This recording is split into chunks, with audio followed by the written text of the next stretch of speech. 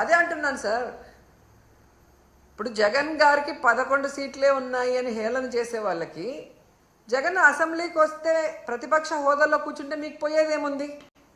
ఆయన కన్నా మీరు బాగా పరిపాలించినప్పుడు ఆయన పరిపాలన చేయలేదు అని మీరు చెప్తున్నది నిజమైనప్పుడు ఎక్కడైనా ప్రతిపక్షం లేని అసెంబ్లీ ఉందా ఈ దేశంలో?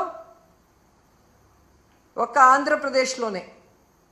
గతంలో జగనన్న అనుకునింటే చంద్రబాబు నాయుడు ప్రతిపక్ష హోదా లేకుండా చేస్తుండొచ్చు. కానీ ప్రజాస్వామ్యాన్ని గౌరవించే వ్యక్తిగా జగనన్న ఆ రోజు చంద్రబాబు నాయుడిని ప్రతిపక్ష హోదాతో కంటిన్యూ చేశారు. వీళ్ళు చేసే నీతిమాలిన రాజకీయాలు ఆ రోజు చేస్తుంటే ఆయనకి ప్రతిపక్ష హోదా ఉండేది కాదు. ఎందుకంటే ఏ రాష్ట్రంలో అయినా ఒక ప్రతిపక్ష పార్టీ ఉండాలి. అధికార పార్టీ ఏదైనా తప్పులు చేస్తే అవి ఎత్తి చూపించాలి, నిలదీయాలి. వాటిని అధికార పార్టీ సరిదిద్దుకొని ప్రజలకి అండగా నిలబడాలి. దీనికే అసెంబ్లీ అనేది ఉంది. అంతేగాని ప్రజల్ని మోసం చేస్తాం, మాకు నచ్చినట్లు మేము ఈ రాష్ట్రాన్ని అప్పుల పాలు చేస్తాం, మా మీద ఎవరు మాట్లాడినా వాళ్ళని అరెస్ట్ చేసి దొంగ కేసులు పెట్టి లోపల పెడతామంటే ఎక్కువ రోజులు అవి జరగవు. ఎందుకంటే మీరు ఒకే విషయం చూడండి, మిర్చి రైతులు నష్టపోతున్నారు మద్దతు ధర లేక. ఎవరు వెళ్ళారండి అక్కడికి? జగన్మోహన్ రెడ్డి గారు వెళ్ళారు. జగనన్న వెళ్ళి నిలదీసిన తర్వాతే ప్రభుత్వం కదిలింది. ప్రభుత్వానికి బాధ్యత లేదా? వాళ్ళకు మద్దతు ధర ఇవ్వాలి, పెట్టుబడి సాయం చేయాలి అన్న ఇంగిత జ్ఞానం చంద్రబాబు నాయుడికి, పవన్ కళ్యాణ్కి లేదా నేను అడుగుతున్నాను. మొదటిసారి ముఖ్యమంత్రి అయిన జగనే అంత చక్కగా రైతు భరోసా ఇస్తూ, మద్దతు ధర ఇస్తూ, ఎక్కడైనా కరువు కానీ లేదా అధిక వర్షాలు కానీ లేదా తుఫాను కానీ వస్తే ఏ విధంగా కాపాడాడు వితిన్ 24 అవర్స్లో అనేది మీరు ఒకసారి రికార్డ్ చూడండి. మరి మొదటిసారి ముఖ్యమంత్రి అయిన జగనన్న చేయగలిగినప్పుడు 4వసారి ముఖ్యమంత్రి అయిన నీకు 30 ఇయర్స్ ఇండస్ట్రీ, 40 ఇయర్స్ అని గొప్పలు చెప్పుకునే చంద్రబాబు నాయుడు ఎందుకు చేయలేకపోతున్నాడు? మూలనున్న ముసలమ్మ కూడా బటన్ నొక్కుతుందనే. నువ్వు కూడా ముసలోడివే కదా, నొక్కేది బటను, ఎందుకు నొక్కలేకపోతున్నావు? జగనన్నని హేళనగా మాట్లాడటం కాదు, జగనన్నలాగా 1 సంవత్సరం పరిపాలించి చూడు, తెలుస్తుంది.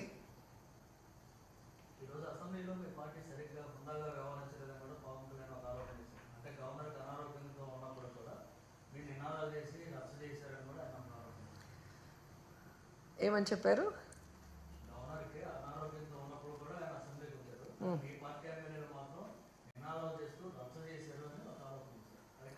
హుందాతనం గురించి పవన్ కళ్యాణ్ మాట్లాడటం కామెడీగా ఉంది నాకు.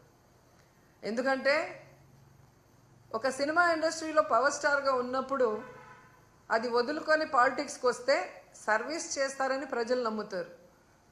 కానీ ఏ రోజుకి ఆ రోజు, ఏ ఎండకు ఆ గొడుగు పట్టుకుంటూ తన స్వలాభాన్ని చూసుకుంటూ ప్రజల్ని గాలి కొదిలేయటం ఈ రాష్ట్ర ప్రజలు ఆయన పార్టీ పెట్టిన రోజు నుంచి గమనిస్తున్నారు.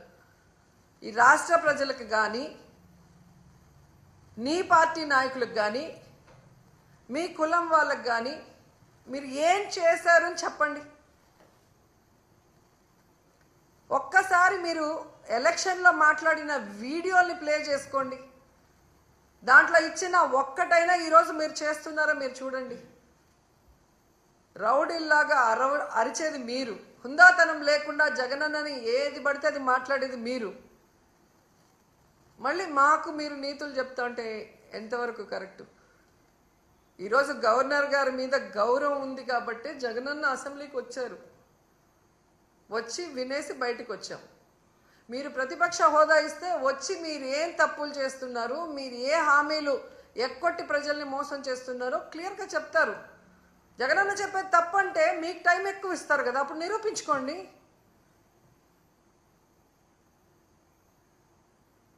సో హుందాతనం మీకు లేదు. మీకు చంద్రబాబు నాయుడికి హుందాతనం ఉంటే ఈరోజు గౌరవంగా ప్రతిపక్ష హోదా ఇచ్చి లోపలికి పిలిపించుకొని ఈ రాష్ట్ర ప్రజలు గురించి మాట్లాడాలి. అసెంబ్లీ ఇన్ని కోట్లు ఖర్చు పెట్టి ఎందుకు మనం నడిపిస్తున్నాం? చంద్రబాబు నాయుడు, పవన్ కళ్యాణ్ సెల్ఫ్ డబ్బా కొట్టుకుంటుంటే చూసి వినటానికి కాదు కదా. ప్రజల వాళ్ళ కష్ట సుఖాలో లేదా వాళ్ళ ప్రాంతానికి కావాల్సినవో అసెంబ్లీలో చర్చ